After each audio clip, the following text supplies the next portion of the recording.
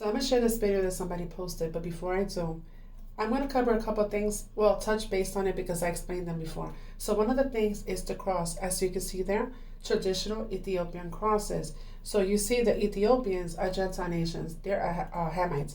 And also I'm going to be covering Japhet because these two nations are Gentiles. And you see the cross?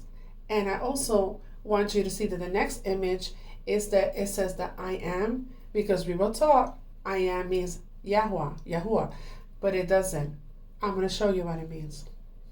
And it tells you in the scriptures that Yahushua was nailed to a tree, not a cross.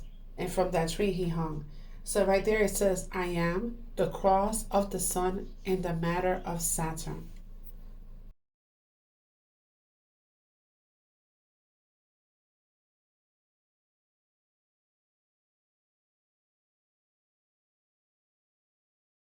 So Ham are the Gentile nations and also Japhet.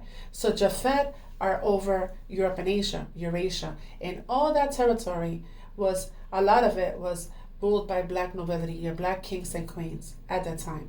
So believe it or not, our colonizers were black kings and queens. So they joined forces with the Vatican. The Vatican again needed to be bailed out financially, and the Rothschilds came and lent them money. So they're over the papacy, their money. They're also over the House of London. Like I explained before, they joined with the House of London for breeding rights, and over time they got lighter and lighter. So King Charles II, that was in charge of colonization, was a black man. So it also ends with King Charles.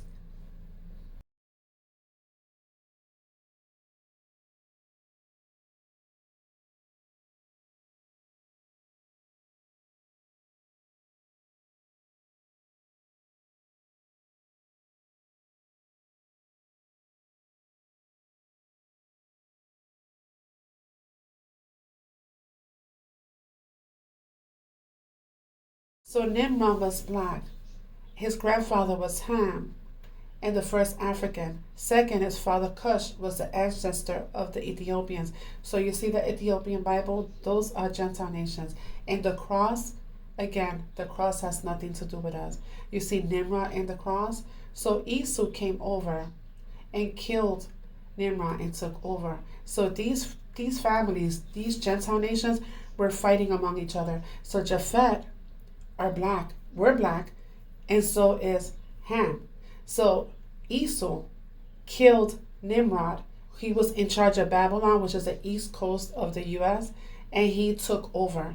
And notice that's where the 13 colonies, were formed when Japhet came over, the colonizers. So I explained before the American is for all Moroccan because this territory belonged to the Hamites, the Canaanites, and they were Moors, and Moors were Muslims. So we are foreigners in a foreign land. So that's what happened when Joseph was sold over to the king of Egypt. Eventually, we came over and we ended up having a partial land, and we were known as the Shepherd King, the Hyksos, the Hebrews.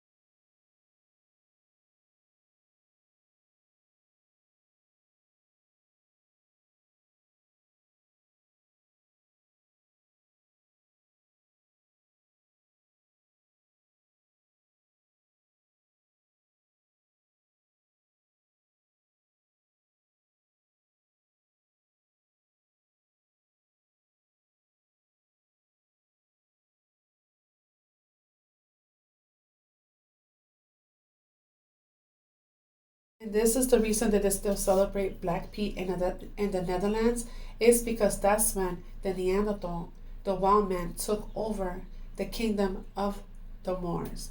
And when they did, they just whitewashed history. All the paintings of this Bibles, this Christendom, like the Ethiopian Bible and the images that Putin is showing the world, that is still Christendom. That still has the sundial behind them and the cross all over the place. It shows that they colored the people from black to white, but it's the same thing. And that's why they still celebrate it. They still celebrate it because they took down the kingdom of the Moors.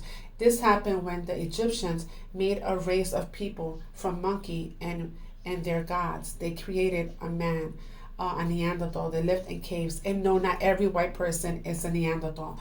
So don't think that.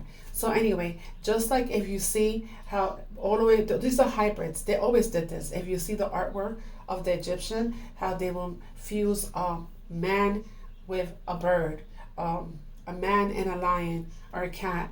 That's the same thing. Well, they did that and they created a race of men.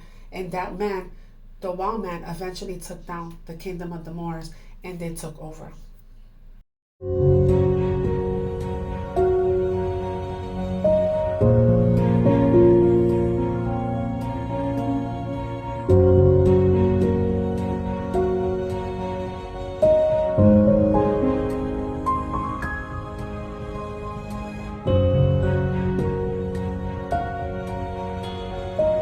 See, that's that dramatic Roman eagle. And again, the Moors were the ones behind it. These were the kings and queens of Germany, Italy, of Europe. And they're behind all the religions because the Jews, the Judaism, the Jews that you see right now, the Khazars, they were originally black. And so were the Muslims, and so were the Christians. They were all black. They were the ones that formed these so-called Abrahamic religions. That has nothing to do with Abba or the Torah. And by the way, Christopher Columbus was a black crypto-Jew, not a Hebrew, not a Hyksos, but a Jew. And what you're looking at here is Canaan territory, and the bottom is the Red Sea. So that area, the West Coast, that's where Egypt was. That's where we were enslaved. And then Abba delivered us, right, to the four corners. So he gave us all this land. When Joshua, the 12 tribes fought the Canaanites, and then we took over the territory, right? So when we broke covenant, that's when Japheth, the other nations, came over and enslaved us again. So now we're looking at the East Coast. That is where the woman, the harlot, sits. She is over the District of Columbia because Columbia is another name for her. So it's the 7 hills of Rome, 7 hills of Washington, D.C., because they're sister cities. And you see Babylon, that's where the whole 13 colonies were formed. That's where Japheth came and colonized this territory. That is the District of Columbia.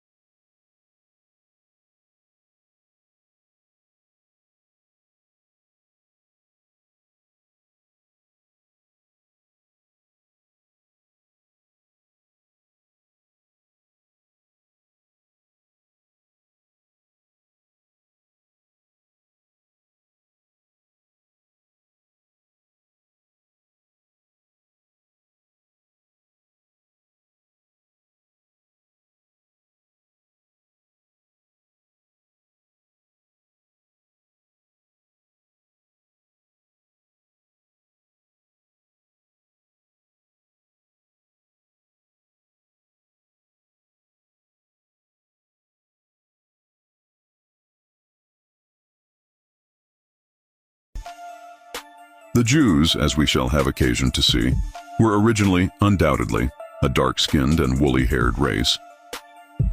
The people which anciently possessed this country were the Jews, being of a middle stature, strong of body, of a black complexion, goggle-eyed, a subtle and ingenious people. It is significant that the Judean captives are for the most part represented as having woolly hair, as though they had belonged to the Ethiopian army. Here's an image of the ancient Ethiopians, who the Israelites were compared to in appearance. Strabo says the people of Western Judea were of part Egyptian ancestry. But, he says, although the inhabitants are mixed up thus, the most prevalent of the accredited reports in regard to the temple at Jerusalem represents the ancestors of the present Judeans, as they are called, Egyptians. Tacitus says many assert that the Jews are an Ethiopian race. For Romans to have taken them for Ethiopians is clear indication of their color, since the Ethiopians were definitely black to the Romans. A Tel Aviv University anthropologist in Israel said he believes early Hebrews looked more like black Africans than the people who now live in the Middle East.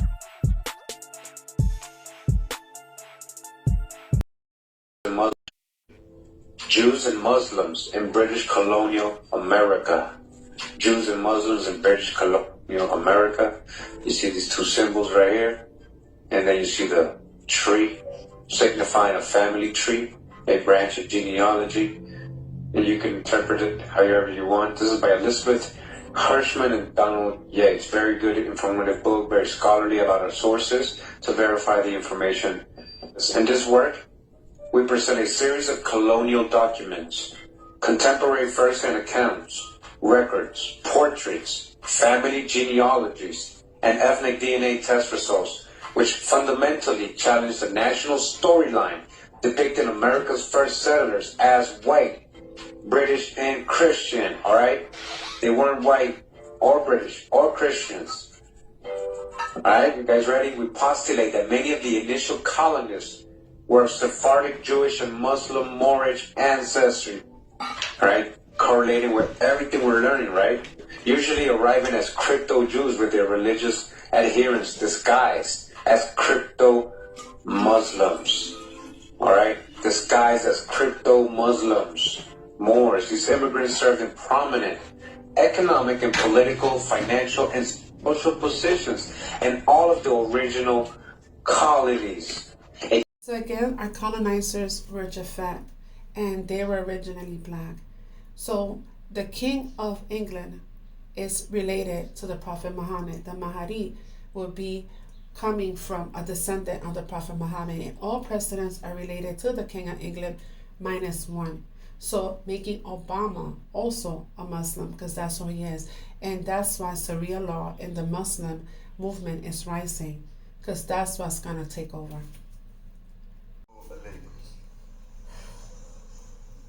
In this milestone anniversary year, I can only say that it is with enormous pride and admiration that I join you all here today to pay tribute to this remarkable centre as it celebrates 4 decades of unfailing work to broaden our understanding of the Islamic world and in the United Kingdom.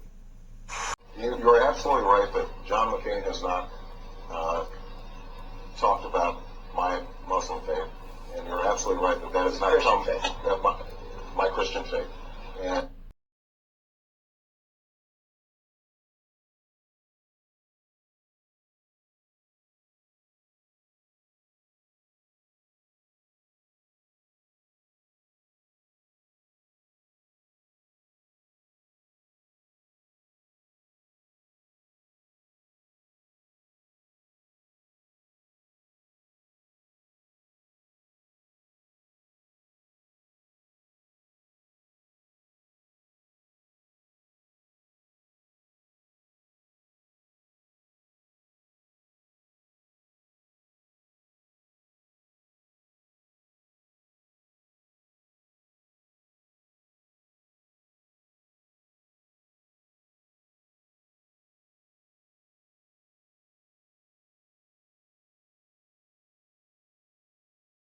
And what they hid from history that the first 8 presidents of America were actually black men, Moors. In religious mythology, Nimrod worship equals what? A leopard rod to subdue, and is equal to a Sumerian god, the Egyptian Osiris. And he is posing in front of a mural in Denver, Colorado. And in it is a woman, one of our tribal sisters, an indigenous woman, laying in a coffin, and he's posing next to her because right above her head is the leopard. So he represents the Egyptian god Osiris.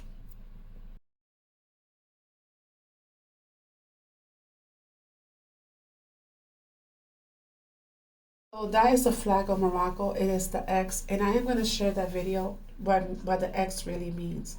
And also, Amen means for Amen Rad, the hidden one.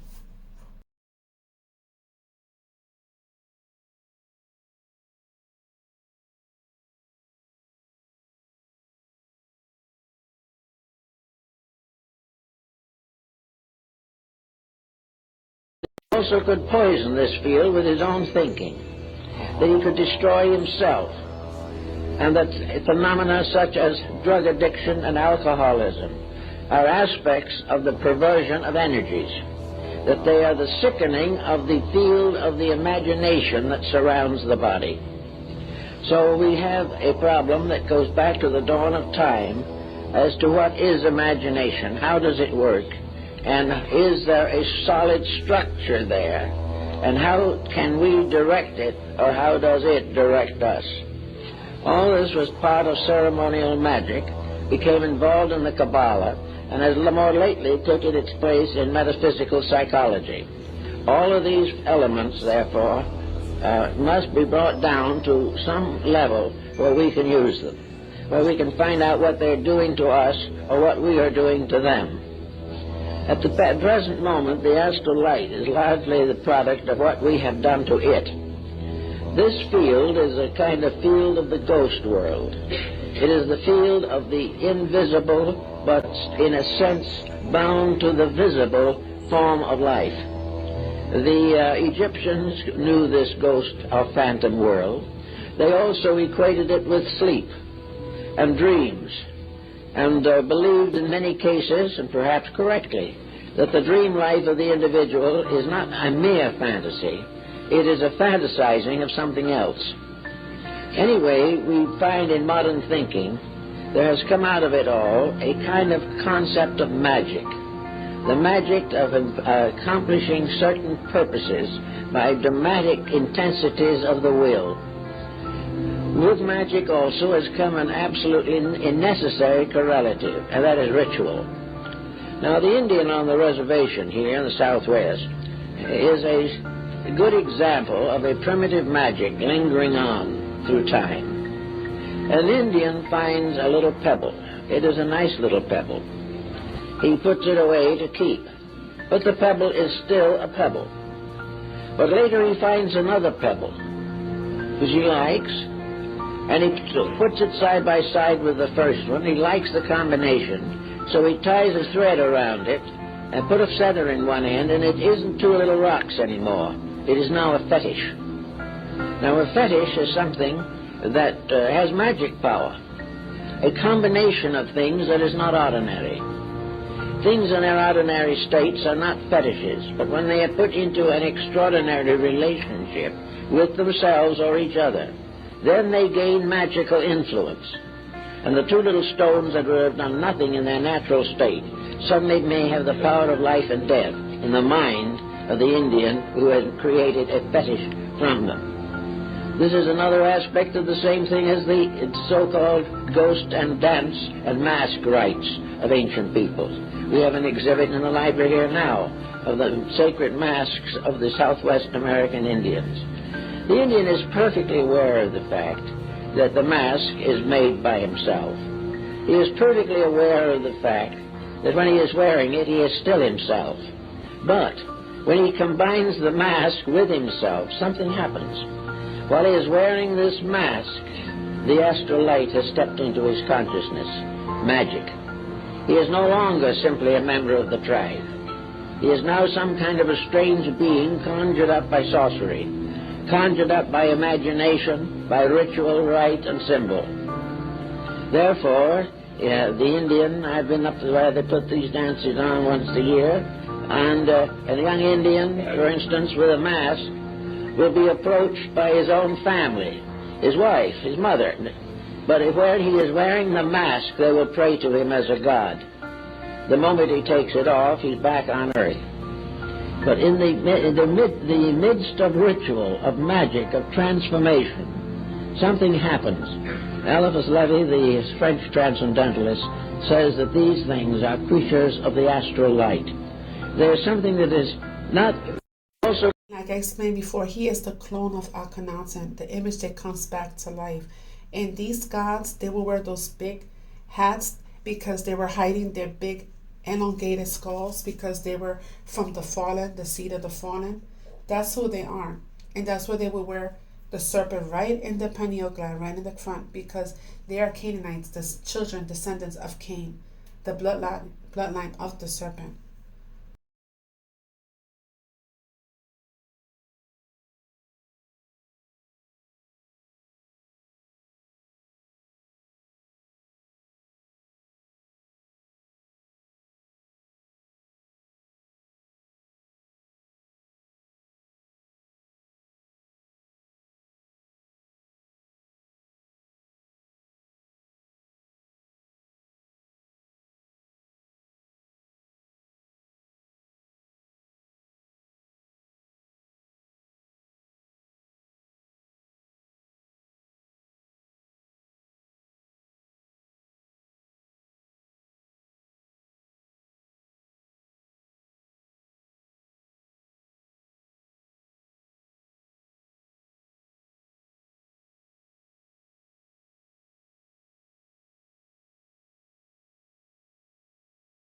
So I'll leave you with this final thought.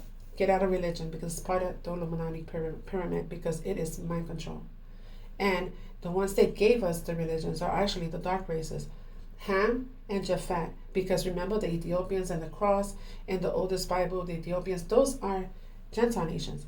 And Japhet were ruled by the black nobility. So they were the ones that gave you Christendom, and the Jews were black. All of them, everything that has to do with the Abrahamic religions, the ones that started it with the black races, it was the wild man that took them down and claimed everything afterwards, and they just whitewashed everything. But the ones that actually made all these religions were actually the Moors, the black races.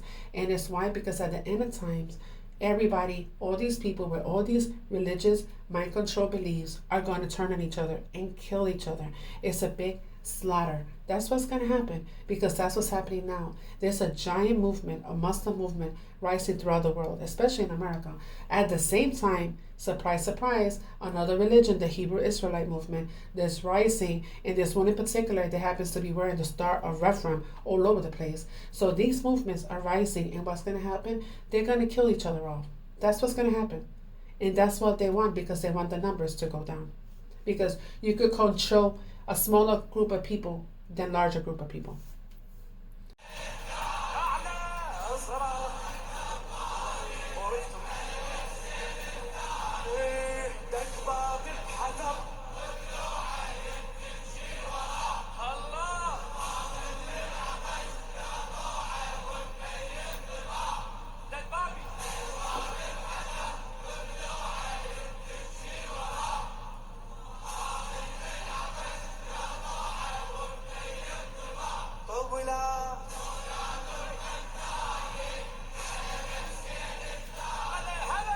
Yeah, these are not the ones being picked up and put in camps, though.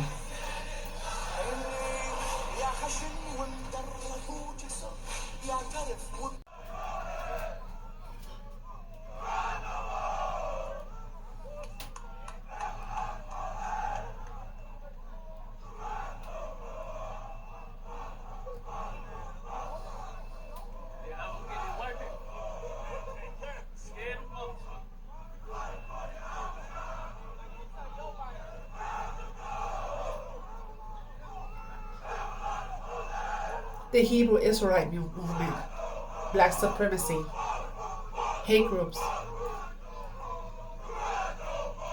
Nothing to do with the Torah.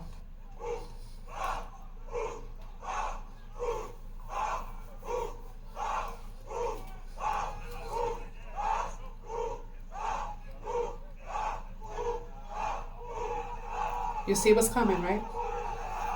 Get out of religion.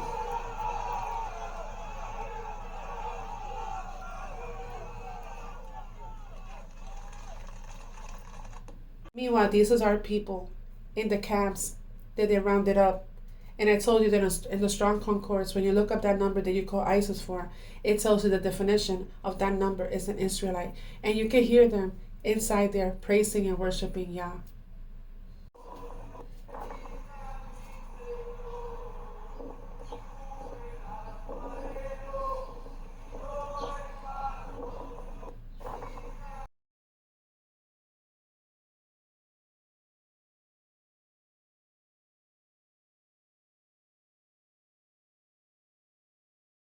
Doing it to us again. This is the third time that they're just taking American citizens, Latino immigrants, rounding them up. They did it in the 1930s with the Repatriation Act. They did it with the Wetback Act with that heinous title in the 50s. And they're doing it to us again. They've stolen our land wealth since the late 1800s, early 1800s, when they took west of the Mississippi to the Pacific, invaded Mexico and just snatched it. When will this stop?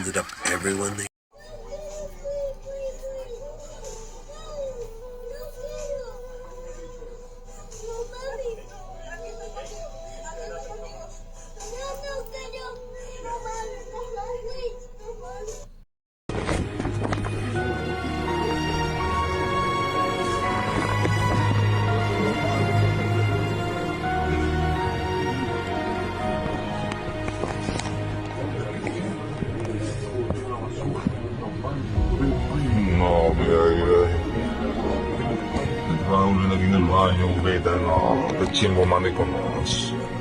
El sueño americano. Migración 26 Federal Plaza.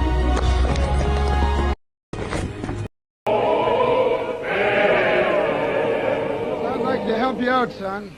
But a man's got to be an awful good tricker to get into the Royal Society these days. Now, I think you'd better go and study some more. Not even a new trick. Not even a new one. I saw that. Has the head magician reached the royal waiting room yet? I'm here. Good morning, old King Pharaoh. Good morning, Professor. What's the news? Everything is being carried out just like you said. Well, how's the killing of the babes amongst the Hebrews coming along? Just like you ordered. They killed them all, huh? Do they see one they're killing? You teaching them a great lesson. They don't like it at all. Oh, what'd they say? I hate to tell you in front of the ladies. Oh, they feel pretty bad, huh? Last night, we killed over 1,000 of them. Pretty good, huh? Yeah, that's fair. I guess you boys are doing the best you can. Now, what's new in the magic line? Oh, I ain't got many knowledge today, King. I've been working too hard on them killings. Why, I'm so tired, I don't believe I could lift a wand.